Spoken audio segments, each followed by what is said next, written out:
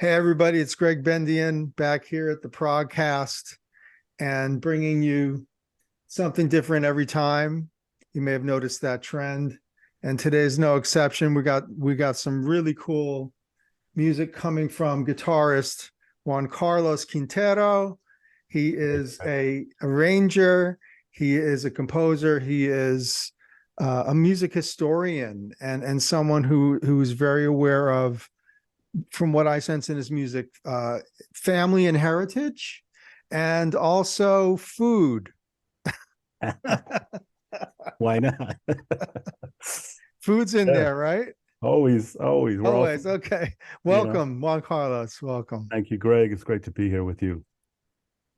So yeah, tell me a little bit about that, because I honestly completely understand the connection between music and family, and what you come up with when you're growing into music, you're growing out of music, when you're growing, what's happening for you, and where were you at that time?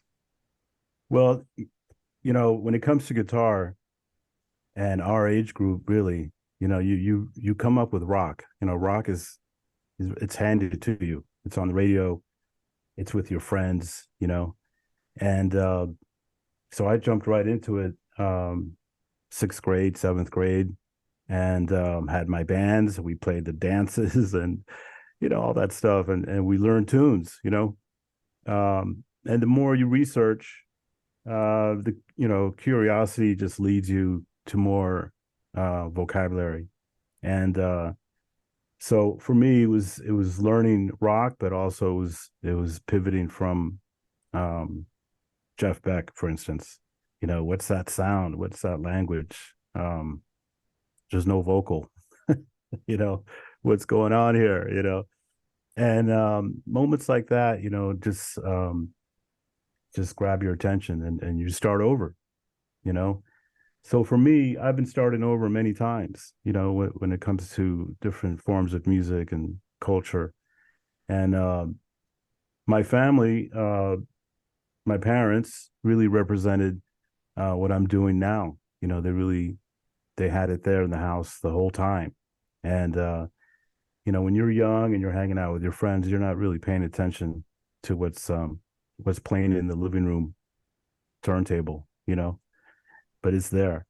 And so for me, it was really a combo of all that music, of all the music from the 60s, and music that became standards, music, the repertoire that we now regard as standards. They were in their infancy in the early 60s. Music from Henry Mancini and Cole Porter were launching in movies. They were soundtracks. Rodgers and Hart, and composers and duos like that gave us my favorite things. For instance, or Days of Wine and Roses. So all that music was there, and it was really their music.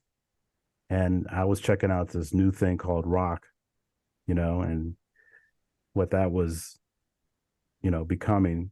And it was great. It was great to have both.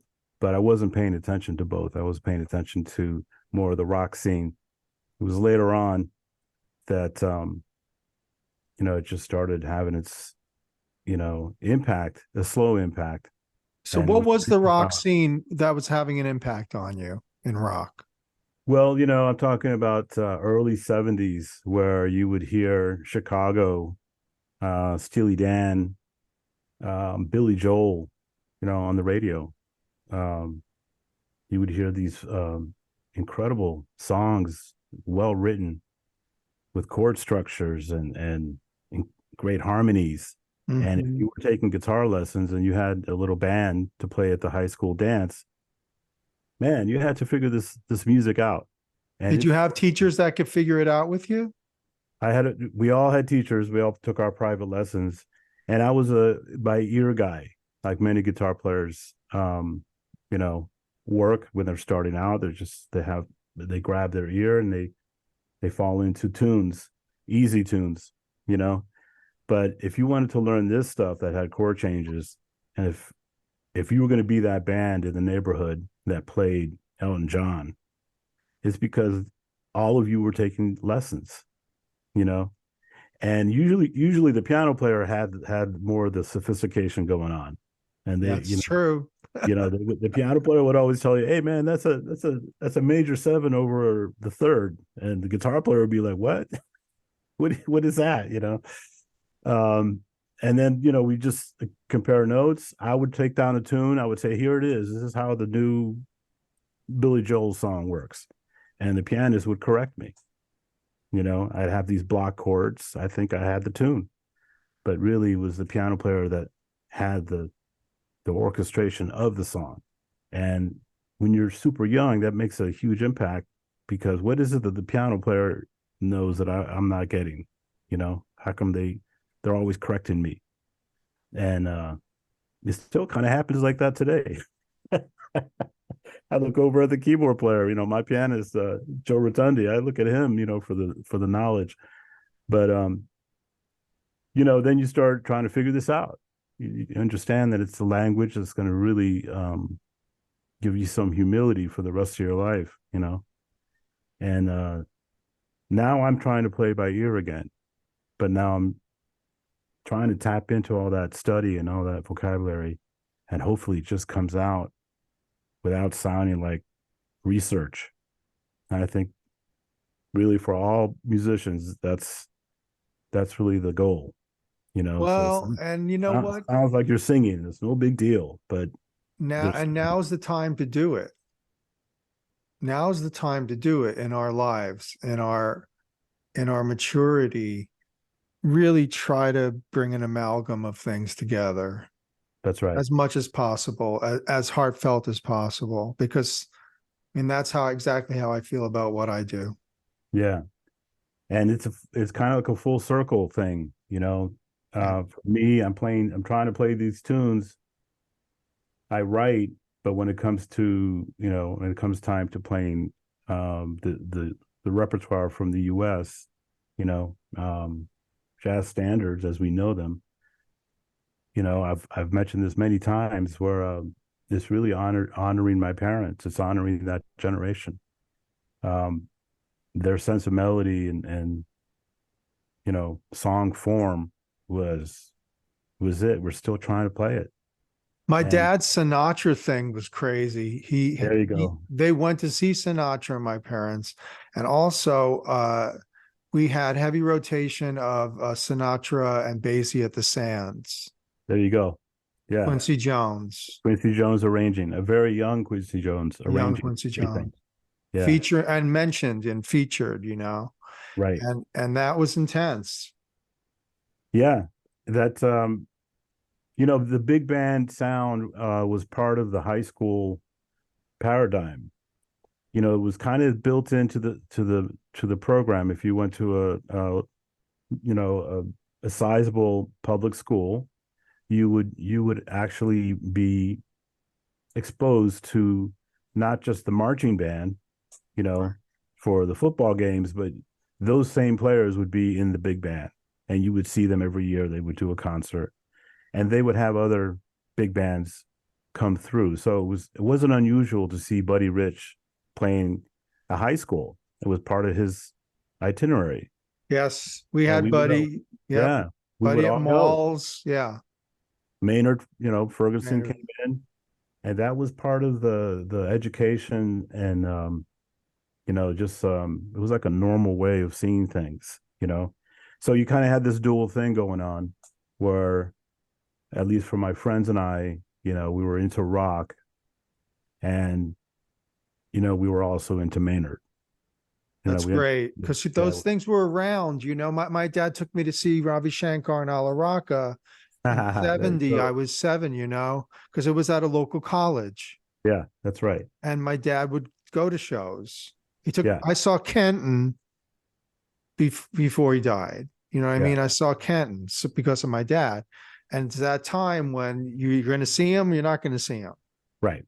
Right. And we got to see those guys. Yeah.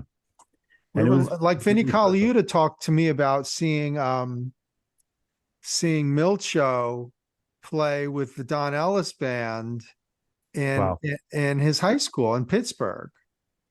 Wow. He still remembers it. Still, Yeah, it changed his stays with you. life. Yeah. Changed his life. Yeah, high school was big. So yeah, tell me more. Well, as those two worlds collide, you start your ear wants to go there and experience more. So for me, learning Chicago tunes because we were going to try to play them meant I was playing chord changes, that were not necessarily rock. The energy was there, but the vocabulary was very much about the jazz vocabulary, and it was embedded, and it still holds today, right? A very dear friend of mine tours with them. Color My World. Yeah, my good friend Walfredo Reyes still tours with them, and he played on a couple of my albums, and it's incredible.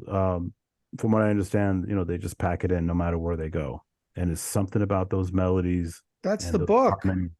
It's just you can't be in a bad mood, man, with that music, It's a massive book.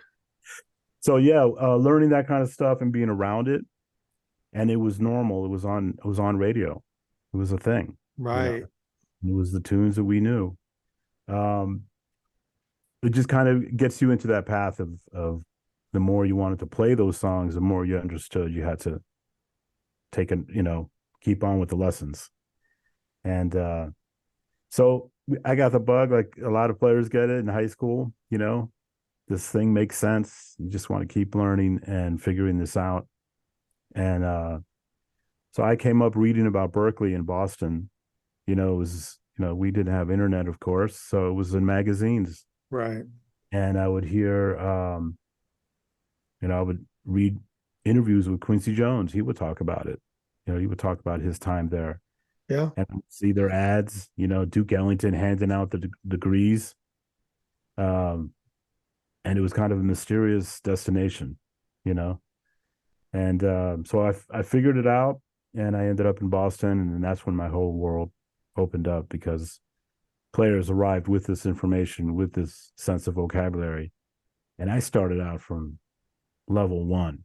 You know, I knew my top 40. That was it, and I could groove. That's one thing I was really comfortable in, is just grooving. But in terms of the jazz vocabulary, I got into it when I was in school. And who were your contemporaries around that time? Well, it was pretty daunting, to arrive in Boston, and Branford Marsalis was, I think, in his sophomore year or junior year, and Makoto Ozoni was there. He had just arrived from Japan. He was a new young student, and he made an impact right away. There was a thing about Makoto. Have you heard Makoto play? Um, and Gary Burton was teaching, and you could see Makoto joining Gary's band, and that was a thing, and we all paid attention to that, Mm-hmm. and it was super inspiring, and it just raised the bar. That kind of understanding of what can happen with music really just raised the bar. So we just spent hours shedding. All it was practicing, practice, practice, practice. Um, Mike Stern was around. This is before Miles Davis brought him in. He was a local player. Yeah, I And, remember. yeah, and it was pretty special. To be around that kind of scene. And again, that's the bar. You kind of understood, man. This is where it's at. So it wasn't easy. It wasn't a lot of it wasn't all fun. There was times of despair where you're like, man, what am I doing here? How is this going to work out? And but I hung in there, and you started understanding that everyone sings the way they sing, and it's just a matter of how you want to utilize that new vocabulary that you're checking out. That's what I was curious about, is how you came to really embrace acoustic, if that's a fair thing, and embrace a kind of folk heritage of the music in a certain way. How did that become so personal for you? Well, again, it comes back. It really points back to my parents. Um, I'm from Colombia, and we would. I have cousins and family throughout Bogota, and we would visit them, and we would experience the music. Um, my uncles had a cumbia band Really? in the Wow. DC area, and I would go and hang with them and see how how they handled this music and um, how effortless it was for them. You know, the thing about traditional music, we could say folkloric music. There's a certain charm to it, and you can analyze it and say, "Oh, okay, I see what they're doing. They're playing they're just going some minor 2/5. You can intellectualize it and understand what to do with it. And but they're just touching on tradition, and the rhythm is the thing. What about the melody? The melody is very beautiful. It's very accessible, and there's certain cadences, phrasing that happens that tells you it's the genre that you're listening to. So if you're listening to vallenato or cumbia, there's certain rhythms and there's certain phrasing that you'll hear in the melody. It's sort of like blues. You know there's going to be a blues lick in the melody, and it's universal. No one can claim it, but without it, we wouldn't have the genre, right? Got it. It would just disappear. And same with flamenco or country music. There's a certain vocabulary that has to happen for us Like to know, a rhythmic vocabulary. That's a really good way to put it. and it's all very authentic. So when I would try to do it, I would get close, but I wouldn't get it. It was later until I started working with different players that were from Colombia or had experienced this music, just from you know playing it, working with musicians from South America. So it was in my later recordings I started getting really authentic with it. And then of course I just did a hybrid on it because now I'm playing a nylon melody on it and taking a kind of a jazz solo on top of it.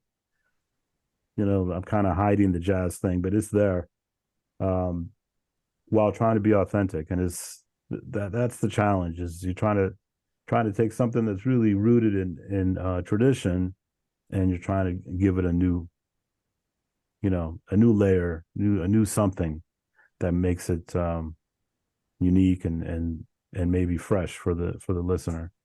So still working on it, but we found a good zone. I like how it's manifested itself, and I feel really free about it.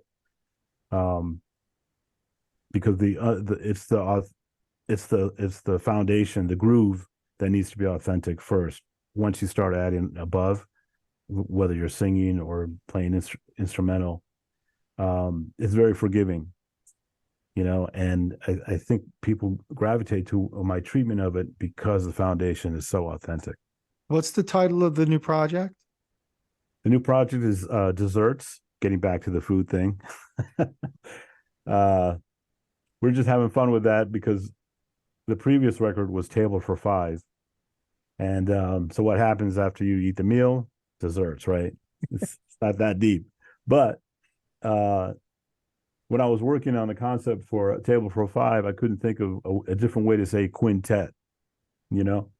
And I wanted to avoid, the whole idea of a quintet, because it's been used so many times, and it just kind of locks us into a thing that may not be the right thing. It says it's going to be a jazz quintet, which is great, but my take on this is, it's kind of a hybrid in its essence. So Table for Five was the answer, and it just created all kinds of uh, dotted lines to the food experience, that which all musicians could relate to, because what happens after the gig, everyone ends up going somewhere to eat. Oh, I know. It's like my girlfriend can't believe how I remember the venues by the meals we had. And that's in that city, like here in Florence, and they take you to a Dolce or something, and you can't believe it. Yeah. And if you remember it, and that's how you remember these places. Yeah. And then on the road with the guys, you figure out what the other guy likes and what he doesn't like, and hey man, are you eating that or what? Exactly. It becomes a thing, Well, and it is a thing on the road, and the idea of, it's your comfort when you're in a sort of raw environment in right, travel and play and travel. And if you can get a good meal, it's just like makes the whole day, right, it's a win. Yeah, right? that's it.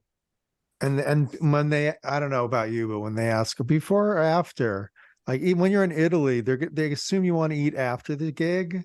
But I'm like, no, I need to eat before in order to play the gig.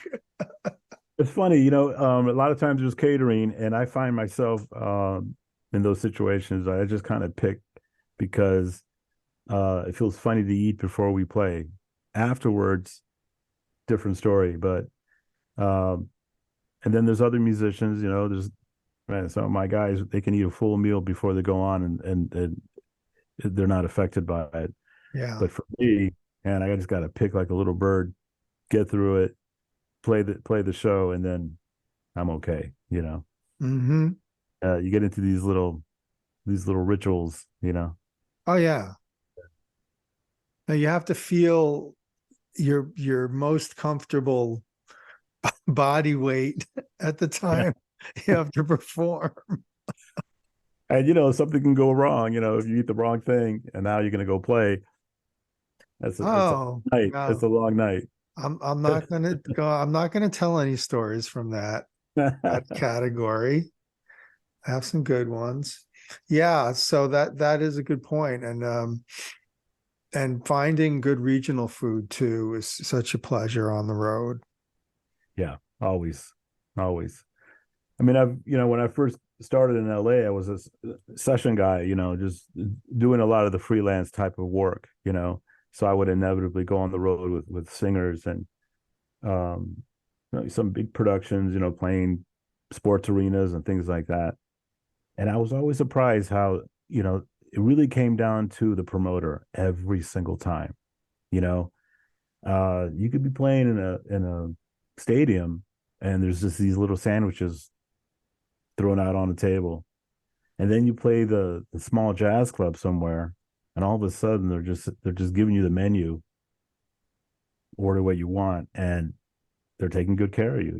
It's a different thing. So it's never just one thing. It's all over the map. That's so You know? true. Yeah.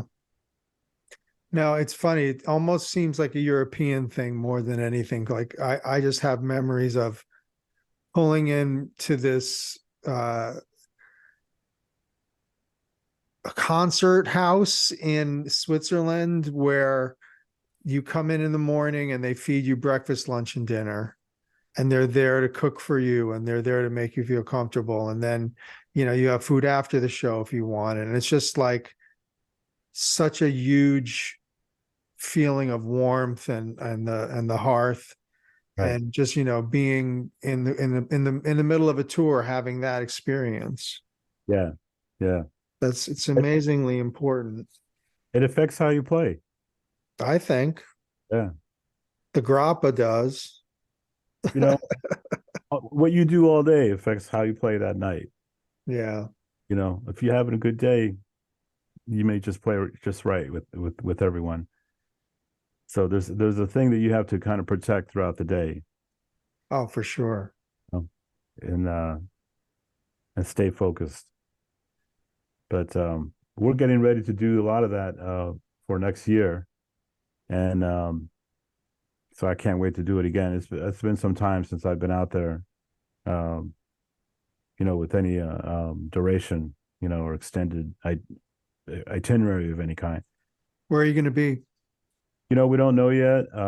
My manager, Amy Worthington, she's working on that with booking agents. And so I'm glad. I'm so grateful that she's doing it and I don't have to, you know? So um, I defer to her and she'll figure it out and we'll get out there. That's great. And where can people find your stuff? We're on all the platforms, the usual suspects. My website is a good place to start if people want to check out the discography and what's going on. It's out there, JuanCarlosQuintero.com, really easy to find. And you get more information than you need.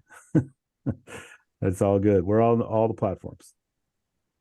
Excellent. Well, we'll look for you there. Juan Carlos, thank you so much for taking the time to chat. Thanks, Greg. It's always a pleasure, man. And looking forward to the next time. Absolutely. Thanks again. Thanks, everybody, for watching the ProgCast. Hit us up on Patreon. Subscribe. We got a lot more variety coming for the rest of the year as we get closer to our 100th episode. Juan Carlos, thank you so much, buddy. Take care. Thanks, Greg. Okay, take care now. Bye-bye. Bye.